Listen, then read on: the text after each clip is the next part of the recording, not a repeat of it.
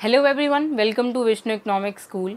So in this video we are going to discuss fourth essential of a valid consideration.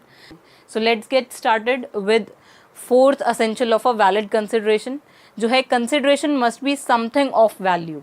मतलब consideration है उसमें कोई value attach होनी चाहिए, उस consideration की कोई value होनी चाहिए दोनों ही contracting parties के लिए. तो अब हम इस पॉइंट को 3 पार्ट्स में डिस्कस करेंगे. तो फर्स्ट पार्ट में हम डिस्कस करेंगे something to which law attaches value. तो अब इस पॉइंट को हम एक एग्जांपल से समझते हैं. मान लेते हैं यहाँ पर दो पार्टीज़ हैं B एंड A. तो अब B जो हैं उनको A से 2000 रुपीज़ जो हैं वो लेने हैं और A क्या करते हैं उनको 2 नोट्स दे देते हैं 1000 रुपये के. अब एवरीबडी नोज़ कि 1000 रुपीज़ का जो नोट है वो बैन हो चुके हैं और ए ने ऐसा ही किया है कि वो उन्होंने 2000 रुपीज़ देने थे और उन्होंने 2000 रुपीज़ के नोट जो हैं वो बी को दे दिए. तो इस केस में वो जो कंसिडरेशन हुई, ये कंसिडरेशन जो है इसकी लॉ में कोई वैल्यू नहीं है. मतलब अब ये जो 1000 रुपीज़ के नोट हैं वो बैन हो चुके हैं तो इसीलिए इसके साथ कोई भी वैल्यू जो है वो अटैच्ड नहीं है. तो ये एज गुड एज नथिंग है बी के लिए. तो इसीलिए something to which law attaches value ही होना चाहिए किसी कंसिडरेशन में. इसके बदले में ए जो है वो उनको अगर 2000 रुपये का नोट देते तो उसको हम मानते, यानी यहाँ पर समथिंग ऑफ वैल्यू मिल रहा है बी को ए से. तो अब सेकेंड पॉइंट है consideration need not to be adequate to the promise for the validity of agreement. अब यहाँ पे कंसिडरेशन को need not to be adequate to the promise for the validity of agreement लिखा है. तो कोई भी कंसिडरेशन जो है वो कोई भी ऑब्लिगेशन के अगेंस्ट एडिक्वेट हो ऐसा कंपलसरी नहीं है. तो इसको हम एक एग्जांपल से कैसे समझ सकते हैं. मान लेते हैं ए जो है उनके पास एक बाइक है. लेट्स से उनके पास रॉयल एनफील्ड की एक बाइक है और वो क्या करते हैं उस बाइक को ₹5000 में बी को सेल कर देते हैं. तो अब इस केस में इतनी एक्सपेंसिव बाइक जो है वो सिर्फ 5000 रुपीज़ में बी को ट्रांसफ़र कर दी. तो अब इस केस में हमें ये पॉइंट यही बता रहा है कि वो जो कंसिडरेशन है उसका एडिक्वेट होना उस ऑब्लिगेशन के लिए कंपलसरी नहीं है. अब इसमें भी एक कंडीशन है, उसमें कोई भी कॉर्शन, फ्रॉड या फिर अनड्यू इन्फ्लुएंस नहीं होना चाहिए बी की तरफ से ए को, कि बी ने ए को थ्रेटन किया है, लाइफ थ्रेट दिया है. तो ऐसा नहीं होना चाहिए, तभी हम उसको मानेंगे कि वो एक वैलिड कंसिडरेशन है. लेकिन अगर ए ऐसा अपनी मर्जी से करते हैं तो उस केस में हम 5000 रुपीज़ को कम नहीं मानेंगे उस एक्सपेंसिव बाइक के अगेंस्ट. अगर बी ने ऐसा किसी फ्रॉड में या फिर कॉर्शन से वो बाइक जो है वो 5000 रुपीज़ में डिमांड करी होती ए से या उनको लाइफ थ्रेट दिया होता तो उस केस में हम इसको इनवैलिड कंसिडरेशन मानते कि वो 5000 रुपीज़ में इतनी एक्सपेंसिव बाइक को सेल नहीं कर सकते. और अगर ए ने ऐसा वॉलंटरीली किया है तो फिर उस केस में ये लॉफुल होगा, वैलिड कंसिडरेशन माना जाएगा.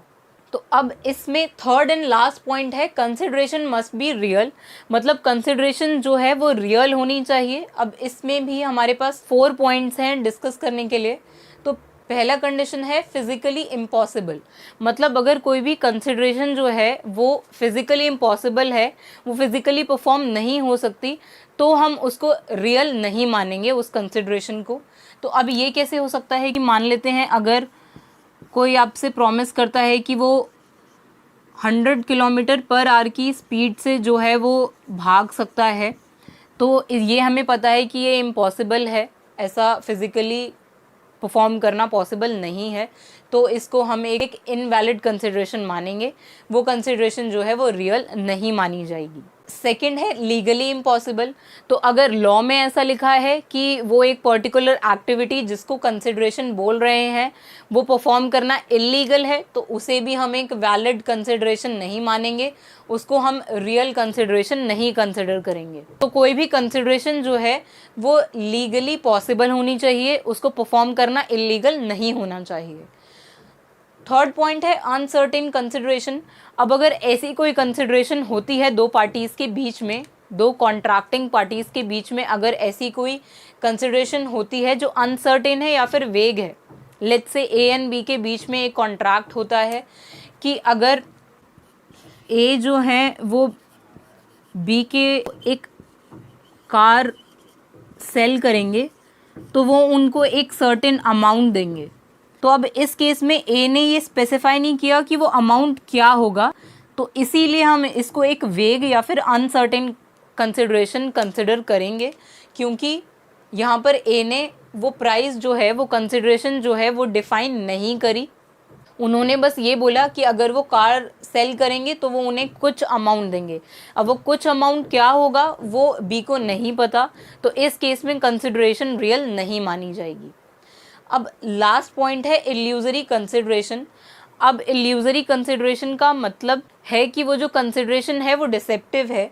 अब इसको हम एक केस लॉ है इसमें उससे समझेंगे, कॉलिन्स वर्सेस गॉडफ्रॉय। अब इस केस में क्या हुआ था, इस केस में कॉलिन्स ने गॉडफ्रॉय के ऊपर एक केस फाइल किया था।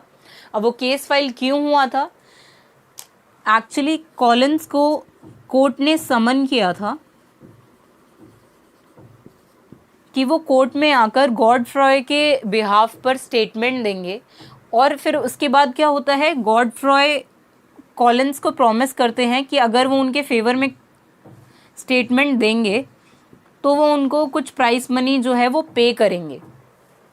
लेकिन बाद में क्या होता है, कॉलिन्स जो हैं वो कोर्ट में स्टेटमेंट दे देते हैं गॉडफ्रॉय के फेवर में या उनके बिहाफ पर, लेकिन गॉडफ्रॉय जो हैं वो जो उन्होंने प्रॉमिस किया था कि वो उनको कुछ अमाउंट पे करेंगे, वो बाद में उसे वो पे नहीं करते, और इसीलिए कॉलिन्स जो हैं वो गॉडफ्रॉय के ऊपर केस फाइल कर देते हैं। और फिर बाद में क्या होता है, तो कोर्ट ऐसा बोलता है कि यहाँ पर कॉलिन्स जो हैं वो एक पब्लिक ड्यूटी में थे,